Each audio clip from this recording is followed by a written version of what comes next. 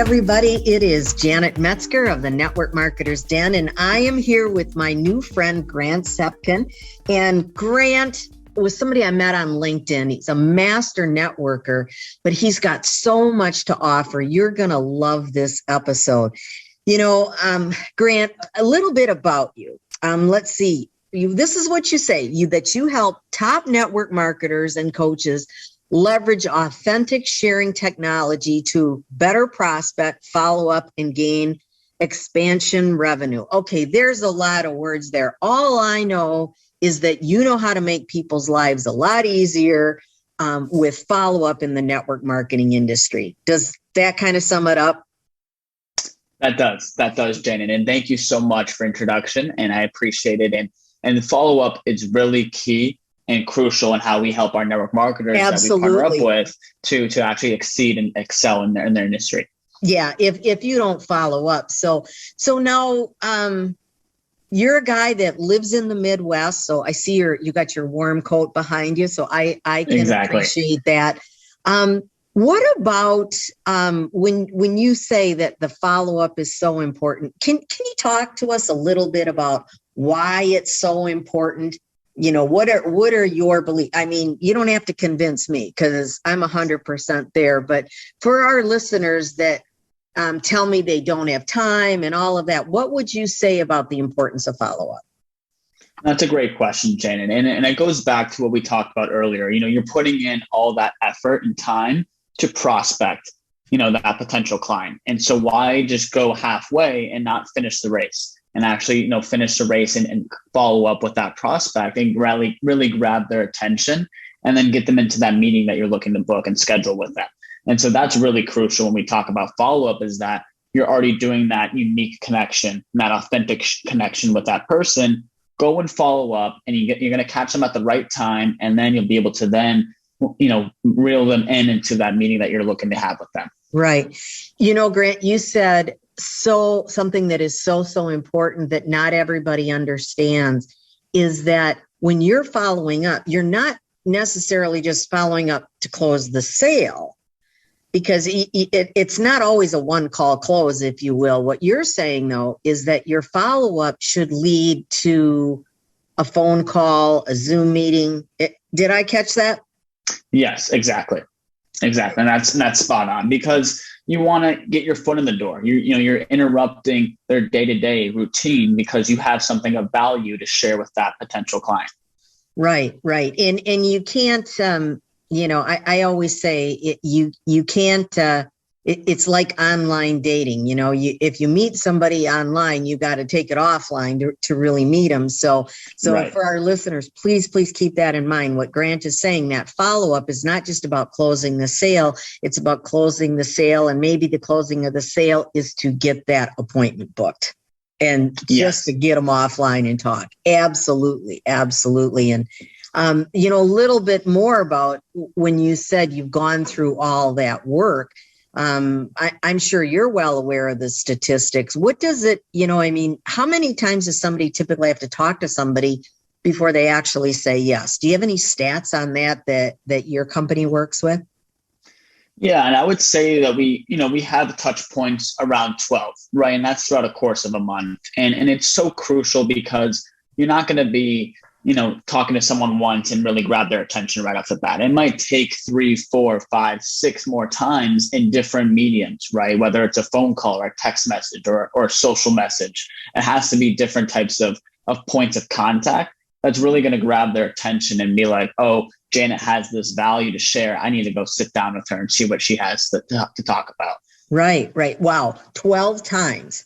That's overwhelming. That can be really, really overwhelming, but you're right. I mean, it's, the first time, maybe you're, like you said, you're interrupting your day. That is so well said. That's what we do. And, it's not like somebody's sitting there waiting, oh, I wish that Grant would call me, or it doesn't work that way. It doesn't work like that. Yeah, you truly have to catch their attention. So, 5 to 12 touch points and follow-ups.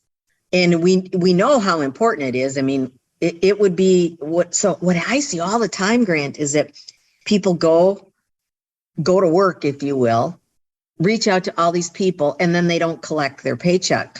And the follow-up is so important. Why do you think people don't follow up? I mean, we all know we should follow up, but why don't we? And that's a great question, Jen. And I think, the main reason when I think on a deeper scale why people don't follow up is that there could be some anxiety. They could be scared that maybe this person is going to get annoyed with me or frustrated. And then there's also maybe that they just think that they don't want to block off that time, right? And that they don't need to actually structure their day around follow-up. And they think that they can just do that prospecting and then say, oh, I did as much as I could, either the product or the service or something else, and blame those excuses that it's not working, when really they got to take accountability and responsibility that it's themselves that they really need to put in that more extra time and effort to finish off that process of prospecting and following up. Okay, right. I agree 100%. You also said something, and oh my gosh, I just had it was brilliant what you said about the anxiety of following up. Can you talk a little bit more about that? Because I hear that one all the time. They don't want to be bugging people, right? Yes. And I think that it's a great example because it's almost that, you have that fear, right? And one quote that I live by is feel the fear and do it anyway. So it's okay to accept that fear of having anxiety to reach out and disrupt somebody's day because you want to really grab their attention, but you just feel that fear and then you go and do it anyway. And I think that's what we try to preach so much because it's so powerful to just continue to do that action and execute, and you will see those results. Right. Yeah. And I always say when somebody says, oh, I don't want to be bugging them. And as long as you're continuing to provide value, you're not bugging them. And the second thing is all you're doing is you're doing your job. I mean, right. It's not any different than a waitress after you've had your first cup of coffee that they come around and they see if you want a refill. And we all know how it feels if somebody doesn't come to offer us a refill. So right. I have a feeling you have some ways to help folks get over that anxiety with what you do with your company, but we'll talk more about that. The other part you mentioned was something that holds people back is that they're not taking the extra time. Do you think is it that they think that it takes too much time, or talk a little bit more about the time and how much time it can take, should take?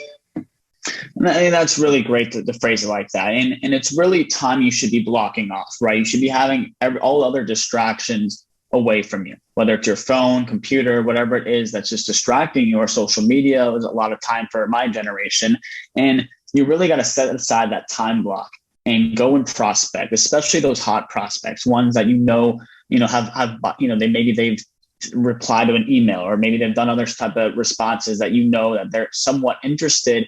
But you got to go in there and you got to prospect further. You got to follow up further, and you have to block off that time, or else you're not going to have that success that you're looking for. And that's what goes back to time. It's just blocking it off each day, and you know exactly when you're going to go and do that action of better prospecting and more efficient following up. Right. Because if you don't block off the time, there's always something more important, or so we think.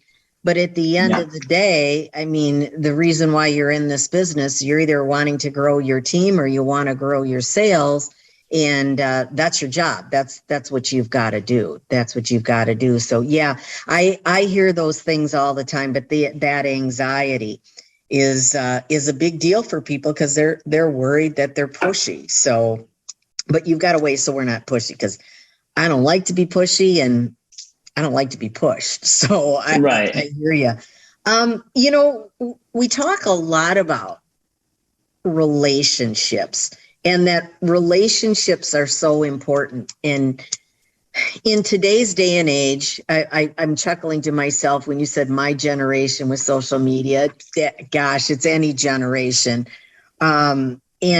And that relationships are so important. Can you talk a little bit about how you help people to get away from being spammy and actually starting to build that relationship online? Yes, Shannon. And I think that goes back to the fundamentals, right? And it's just a one-to-one, it's one-to-one connection. like we met on LinkedIn. Like it was a one-to-one genuine connection. I saw your profile. I saw your years of experience coaching in the networking industry. And I was like, I want to go and reach out to Janet because I think that we can build a true, genuine relationship. And then we can offer each other value from that and from that growth. And that goes back to them saying, what are most people doing? It's a one-to-many approach. They're using all these platforms and trying to be the next digital marketer. And that's not duplicating across their whole sales organization. And that's the real issue that we're finding, is that people are trying to do everything at once, and they're trying to make things easier and automated, but they're doing it in the wrong way because it's not authentic, and people are not going to get the responses that they're looking for. And they're going to just be pushed away from people that could be great clients for them. Sure. What do you mean? What would your definition of authentic be? What does that mean to you? To me, it means that you be yourself. If I meet, say, Fred at a restaurant and he's in the sports industry, and I say, hey, Fred, I think you'd find this college sports article very interesting. Let me send it over to you. That's just authentic because I know he has a background in sports and I'm sending him this article, right? And that goes for any industry. And I think authenticity, what I believe, it has to come from within. It can't be from anyone else influencing you. It has to be what your authenticity is on that person. It's just being yourself and really just not having anything or any script, and just, being yourself when you talk to that person. And I think that's what's so important in this day and age, is that there's so much fluff out there, and we're trying to take that away with a one-to-one connection with technology. Right. And the bots and that type of thing. I mean, I get these messages and I know immediately that it's not coming from someone. When you sent me a message, it was from you. I mean, it was very obvious that it was from you. And, that becomes a challenge because, the one of the best parts about network marketing is that it's duplicatable. But duplicatable does not mean that you have to be a clone of somebody else.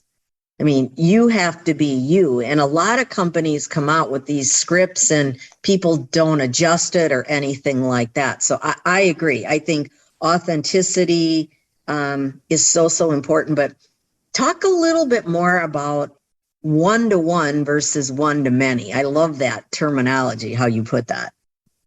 Yes. And going off that, a one-to-one is that, we meet online or in person, and I'm sending you a resource, an article, a link, some type of value that's directly to you and your brand, right? Instead of just saying, let me send the same thing of value to 50 people or 1,000 people. That's the one-to-many approach of what I was saying. And the one-to-one is so powerful, like you just said, because it's coming from me. And it's not coming from an automated robot or an automated, some type of funnel. It's coming from me. And that goes back to authenticity, just coming from within yourself. And I think that's what we're trying to, show people, this path that you can still be authentic and genuine with technology, and simplify technology so it's duplicatable across your entire organization. Okay. Yeah, because I got to be the first one to admit I'm not real techie. So it sounds very appealing, because that's why whenever I've been approached hundreds of times about using bots, for lack of a better way to put it, and I'm like, talk to the hand. I don't even want to deal with it. But so a few things. Tell us a little bit about what you do and how your company works and what your guidance is, and maybe some words of advice for our listeners. So tell us first of all what you do. Yes, what I do is help top network marketers and network marketing companies, as well as coaches. We focus in specific niches, right? And so network marketing and coaches, those specific niches, we're helping them, with expansion revenue, and actually helping them duplicate their entire sales organization, and everyone's telling the same company story, right? And that's what goes back to what's the lead measure, and it's prospecting and following up. And if you have 1,000 people in your team and you have 500 telling one thing, another few hundred telling something else, it's not duplicatable, and you're not going to have that growth that you're looking for as a company. And it's all going to go downhill. And so what I do with my company and our software, we created that term authentic sharing technology in the MarTech space. And that goes back to what I was saying with one-to-one. And we use everything on technology under one umbrella to help simplifying across their entire organization. And that's what's so powerful, is because everyone is thinking that they have to be that next digital marketer, when in turn, they could be using technology to keep their authenticity and everything that they're doing, in person online. And that's what's going to drive results. It's going to drive the lag measure, which is that sales and revenue times and more efficiently. Gotcha. So does your technology and the methods that you teach and then you use, do you teach people how to follow up and give them the different touch points? Or because I don't know all those details about what you do exactly. Yeah, no, it's a great point. And it's not that of course, we'll help and give the best practices, right? That's a given. We'll of course do that. But what we're really showing them is that we have this tool, right? That we built this whole software, works on the iOS and Android, and we're co-creating this platform that's tailored to you or your company, you being a field leader or you having, a company, and just really tailoring it to your needs. And then we're showing them that you can actually enable this app across your entire sales organization. So they can be building their own book of business on it. They can be having their prospects, and you can see every single day, what do I need to do, right? The lead measure is telling the story more times and following up. Well, now if I'm a field leader and I have 10,000 people in my organization, I'll go through every day and every week and say, okay, these 10 people say that the product's not working, but they've only talked to 4 people the entire month. So how can they tell me that it's not working when really they're not putting in the time and effort to tell the story and prospect and follow up? Okay. So if I had a team member, I can actually see what they're doing, is what I'm hearing you say. Right. Okay. Right. Yeah. It's powerful because you get to drive the results because you know exactly what the lead measure is to act on. And that's that prospecting and following up. Sure. Oh, interesting. So I can see where somebody that's got a large organization, that would make a big difference. But for somebody that's building an organization, it's really, really important as well to help them with their follow-up, because exactly, it's fortunes in the follow-up. I mean, I don't know the fortunes in the follow-up. Yeah, it really is. And I like the idea of the one-to-one versus one-to-many, because it's pretty obvious when it's a one-to-many when you get it. So it is pretty obvious. Yeah. And I'm looking at your strategies. I'd asked you before just to share in a couple of notes, and what you said, your number one strategy is with prospecting and follow up. It is best in a one-to-one situation. So, so important. But, and everybody on your team. So does the technology that you're offering and what you're teaching, is it good for anybody that's, even if they're brand new in the industry, would they be able to use it?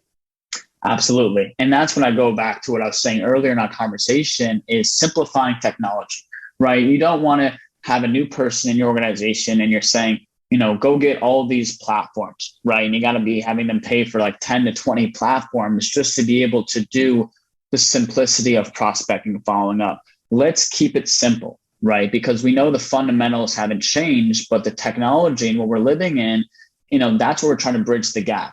And that's what we say when we bridge the gap between all that, is because we want to simplify everything. So the newest person of your organization can come in and they can load everything and see all the content and resources and know for their company that they're telling the same story as hundreds of thousands of other people in the company, right? And you know exactly what to do every single day. When you wake up, you're going to be talking to these prospects and following up with these ones. And you know that your stats are showing you everything, that how to improve and what to work on. And that's going to drive that growth day after day, month after month. Right. A bit of a CRM to a certain extent, where it helps you to keep track. Yes, to a certain extent, it's a bit of a CRM, but it's more than that, right? If you think of a toolbox of surveys, autoresponders, capture pages, analytics, gamification, right? You name it. And it's having, 4 things, right? If anyone's read with Stephen Covey's book, The 4 Disciplines of Execution, he states that you have to focus on the wildly important, right? Your big vision and that goal. And then the second is to act on the lead measure, which is prospecting and following up, right? Telling that company's story, and then keep a compelling scorecard. I mean, who doesn't love competition, right? We all want to compete with ourselves and with other people and have that scorecard so they can say, every week I'm leading the score because I'm actually putting in the time and effort. And then that fourth is creating a cadence of accountability. And then everyone needs to have accountability in all aspects of their life. And this is helping with being in the sales industry to have that cadence of accountability. Absolutely. Absolutely. I am a huge believer in Stephen Covey. Everything that he has taught, he's phenomenal. And he is all about organization, and that's what you help with. So that's awesome. That's awesome. Yeah. But again, I love the idea of being genuine, not doing the one-to-one. What's the danger of somebody not being genuine and using a bot, if you will? What's the problem? I think the danger is that they think it's a false, gratification, right? They think that what they're doing is they're putting in the work and they're speeding up processes, and they think that they might be working smarter, but really it's backtracking themselves because it's not giving them those results that they think that they can, be talking to 10,000 people all at once, and they're going to be driving more growth than someone who's actually going in and talking to a person one by one. But they're not seeing the same results because they're just spamming people, and that's also going to hurt their personal brand. It's going to hurt the company brand, the personal brand, and it's just kind of backtracking, and it has that false, belief, that false sense of belief that they're doing something in a quicker time span, and it's really the quite opposite. Right. It's just what you said is so spot on, is that I think they fooled themselves into working, but what they're doing isn't helping them achieve their goals. I mean, they're kind of spinning their wheels, if you will. Exactly. So, well, that's great. So now, if someone, do you have an offer that you would like to share with our viewers? If they can reach out to you, tell us a little bit about exactly what you do and what your process is if someone wants to learn more. Definitely. And of course, I'm always active on my social media and love to connect with more like-minded individuals, just like you would, Janet. But then for the free offer, yes, you can book a discovery call with my Calendly link, and we can see if if our technology is a fit for you or your business or not. And that's the first step, is our discovery call, because we don't want to waste anyone's time. We know time is our most valuable asset, and we want to make sure that we're taking the time to do that deep dive in discovery and really understand the needs of the person that we're speaking with, of the potential client. And I think that goes back to anyone in business, is when you build a connection, don't go right into your pitch. Really try to take the time, understand that person's needs, whether you're doing on the first, prospecting, or if you're following up. Really try to understand, what is this person's pain point? What is their problem? And do you have the value that can help solve that? Right. Yeah. If they don't have the problem, and that's why they've really got to get in touch with you. Now, we actually didn't even say, what is the name of the company that you work alongside? Yes, the name of the company is called RapidFunnel, and we're a software company. Okay. And, yep, RapidFunnel. Okay. And I knew that, but I wanted everybody to hear that. But you're so spot on. If you've got to ask enough questions and take the time and slow down, because if you don't, people are going to know. And that's why there's such turnover in this business. And I guess what I'm seeing right now, just talking with you, is that this is a great way not only to help a network marketer or a direct seller grow their sales, grow their team members, but I know that it's going to help them to reduce their turnover as well. Because if they've got those tools and they're staying in touch with people, it's going to make a huge difference. It's going to make a huge difference. So, and most definitely will make a huge difference, and it will create a whole impact and have that domino effect where it will help other people in their organization just really get that momentum and traction to keep progressing. Sure. And, at the end of the day, if you can help people to earn money, they're going to stick with you longer. I guess that Exactly. to me is the most important part. So It is. so everybody will have the Calendly link, so you can reach out to Grant. You can set up that call. But Grant, I have an off the wall question for you. When you're not working with RapidFunnel, what is it that you like to do for fun? And that's an awesome question, Janet. What I like to do for fun, I love working out at the gym here in Chicago in the city. And I love spending time with my girlfriend and friends and going back to see family where I'm originally from in Denver, Colorado. And I actually love, the sports space as well. And especially NFTs and crypto. So I also have a company in that space and doing things that are exciting, working with young, college and high school athletes. And especially, watching sports, playing them. I grew up playing, basketball and tennis, and I love, snowboarding. So there's an abundance of things I love doing that are hobbies, and, just enjoying and being grateful for, the life that we're living and going out there and trying to be better every day. And my big why is to help the next generation to go and chase their dreams and really make a huge impact. So that is awesome. And, being a busy guy like you are, you need this technology to help you with everything. So. Right. Technology, Grant, when you use it to your advantage, it helps. It always helps. Yeah. You've provided a ton of insight to network marketers. So, normally our audience is hearing all the time about, this is automated and this is automated and just send this out and it'll be automatic. And I cringe. So I thank you for really bringing the right tools, the respect back to the industry, because it's so, so important. It's the best industry that there is. So, but I thank you, Grant, for being a guest with us. Everybody, make sure you reach out to Grant. You see his Calendly link in the show notes and schedule a free call. You never know. It might be exactly what you need, especially if you're the person that's thinking, I want to grow my business, but I don't have the time. This guy can help you out with that. So Grant, and I appreciate that so much. Thank you so much for having me on the show and for your knowledge and expertise. You bet. Thank you to our audience for listening in, and we will see you on the next episode of the Network Marketers Den.